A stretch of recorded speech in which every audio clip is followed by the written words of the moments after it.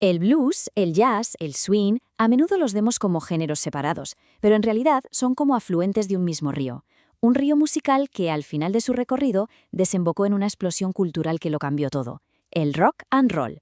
Pues bien, hoy vamos a navegar por esa corriente para entender cómo nació una de las rebeliones musicales más importantes de la historia. Claro, al ver un esquema como este, la pregunta sale sola, ¿no? ¿Cómo es posible que el lamento del blues, la improvisación del jazz y la energía bailable del swing acaben conectados en una sola historia? Parece un laberinto, pero vamos a ver que todos los caminos al final llevaban al mismo sitio. Esta es la pregunta del millón. ¿Cómo se produce una transformación tan radical en el sonido de toda una generación? Pensemos un momento en el año 1959. Por un lado, el jazz sonaba así. Era complejo, introspectivo, la pura vanguardia. Y a la vez, en el mismo momento, el rock and roll era esto otro. Directo, crudo, una explosión de energía.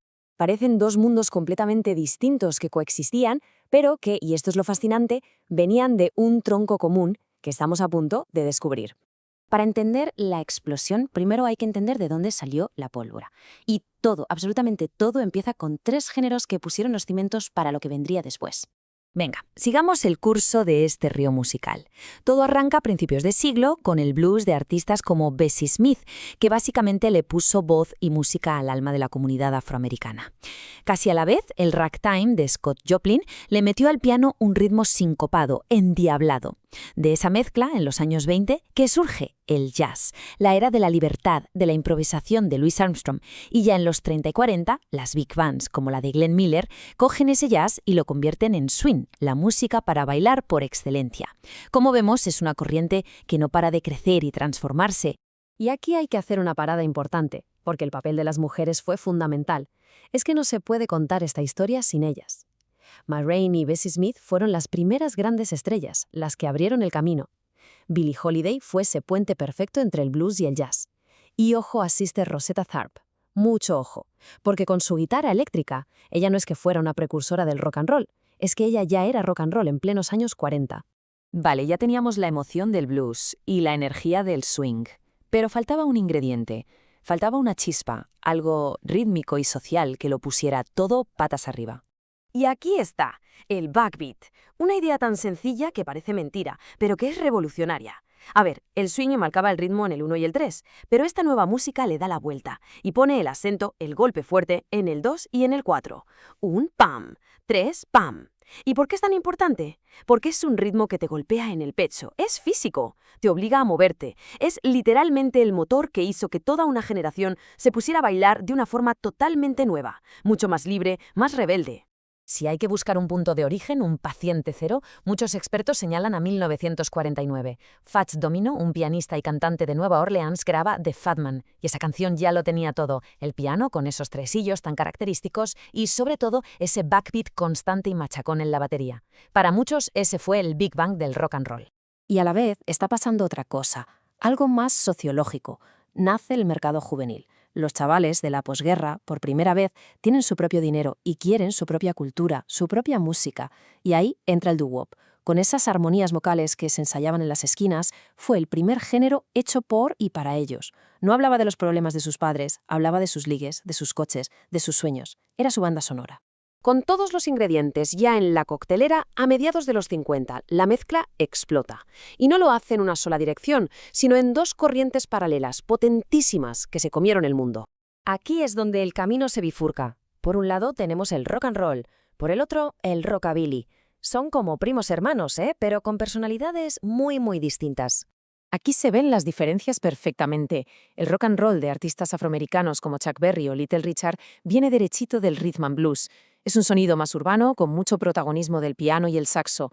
En cambio, el rockabilly de artistas blancos como Elvis o Johnny Cash es una fusión de CRB con la música country. Es más rural, si queremos, con la guitarra y el contrabajo marcando el ritmo. Dos sonidos distintos, pero una misma rebelión. Y si tuviéramos que clavar una chincheta en el calendario, sería en este año. 1955. Es el año en que Bill Haley y sus Comets meten la canción Rock Around the Clock en una película. Y de repente, ¡boom!, se convierte en un éxito mundial masivo. A partir de aquí, ya no hay vuelta atrás. La era del rock and roll ha empezado oficialmente. Pero, y aquí viene la gran paradoja de los años 50. Toda esta música, que sonaba a rebelión pura y dura, en realidad era un producto perfectamente diseñado y sobre todo controlado por el sistema. La imagen que nos vendían era la del rebelde, el individualista que iba contra las normas de sus padres. Pero la realidad era otra muy distinta. Era un movimiento que fomentaba el consumismo, era súper patriótico y, lo más importante, era increíblemente rentable. Al sistema le parecía bien la rebeldía, siempre y cuando se pudiera vender en forma de discos, de ropa y de entradas de cine. Y con la misma rapidez que explotó, la primera gran ola pareció desvanecerse. En apenas 2 años, las figuras clave caen como fichas de dominó. Little Richard se retira, convencido de que su música es cosa del diablo. A Elvis se lo lleva el ejército, Jerry Lee Lewis se ve envuelto en un escándalo mayúsculo y Chuck Berry acaba en la cárcel. Daba la sensación de que se había acabado la fiesta. Pero la música no murió. Ni mucho menos. Simplemente hizo las maletas, cruzó el océano y cuando volvió lo hizo completamente transformada, con una ideología nueva y mucho más peligrosa para el poder establecido. Y aquí es donde la historia da un giro de guión espectacular. En Inglaterra, unos chavales llamados The Beatles se habían pasado años escuchando todos esos discos de Chuck Berry y Little Richard. Absorbieron toda esa música, la pasaron por su propio filtro y se la devolvieron al mundo, dando comienzo a la famosa invasión británica. Y la diferencia es abismal. Si el rock de los 50 era una herramienta del sistema, el de los 60 fue una amenaza contra el sistema. Pasamos del patriotismo al pacifismo y las protestas contra la guerra. Del cowboy solitario a la idea de comunidad y las causas sociales. De los Cadillacs y los Mistex a las furgonetas Volkswagen y el vegetarianismo. La rebelión, ahora sí, se había vuelto real. Y además de eso, el género estalla en 1000 pedazos. Nace el folk rock de Bob Dylan, con letras que eran pura poesía política. Nace el rock psicodélico de Jimi Hendrix, que intentaba ponerle sonido a un viaje de ácido. Incluso los propios Beatles, con temas como Helter Skelter, plantan sin querer la semilla de lo que acabaría siendo el heavy metal, con un sonido más duro y distorsionado que nunca. El espíritu de toda esa época se podría resumir en la famosa frase de Timothy Leary: enciende, sintoniza y desconecta. Era una invitación a expandir la conciencia, a la exploración psicodélica y a romper con una sociedad que veían como materialista y opresiva. Y el rock, claro, era la banda sonora perfecta para esa desconexión. Y todo esto nos lleva a una reflexión final. El rock and roll nació como un acto de rebelión. Primero, una rebelión rítmica y social que estaba bajo control. Después, una rebelión ideológica total. Y la pregunta que queda flotando en el aire es esa. Si el rock nació precisamente para romper las reglas, ¿qué reglas está rompiendo la música popular de nuestros días? ¿O debería estar rompiendo alguna? Ahí queda eso.